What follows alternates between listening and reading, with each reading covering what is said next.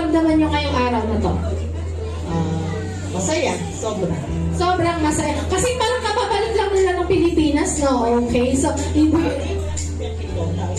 surprise birthday pala to. Pero hindi halata, tita. Okay. Akala ko yung sa lahat ng surprise, ikaw yung handang-handa. Parang ito suotin mo. Mag-ano tayo. Magpapabinyag tayo. Ayan. So, palakpakan po muna natin ang 57th birthday ni Tita Marisa. Of course, tawagin natin ang kanyang esposo. Sir, ano po pangalan ni Daddy?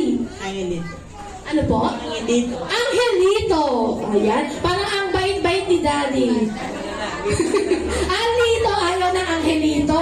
Lito. Okay. Ilang taon na po kayong kasal? 40. Ako nakalimutan. 42 years. Happily married? Yes. Ay, kala ko nag-iisip. 42 years of marriage. So, sa mga single and yung mga may mga relationship today, ano po ang dalawang tips para for a long-lasting relationship of marriage? Unahin natin si Tito. Okay, una, bago kayo matulog, iinom kayo. Linawin po natin ang iinom na yan. Iinom ng Gatas. gatas. Okay. Bakit po? Kasi parang masarap ang tulog.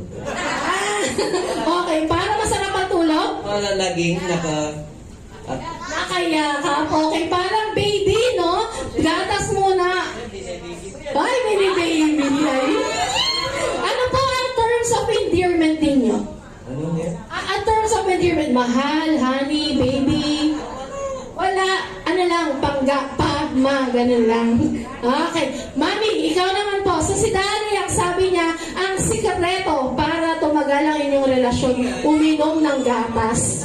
Okay, tatandaan niyo yan ha. Sino yung mga may relasyon dito? Sino yung may mga, ano yan? Wala lahat single. Parang kanina naman nakikita ko, love, o tawag mo. Parang ayaw mo. Okay, Mami, ano po ang tips naman ninyo? Tips ko, wala yata. Ay, wala yata. Parang, ano po, ano? Kailangan lagi ka nagpapasensya.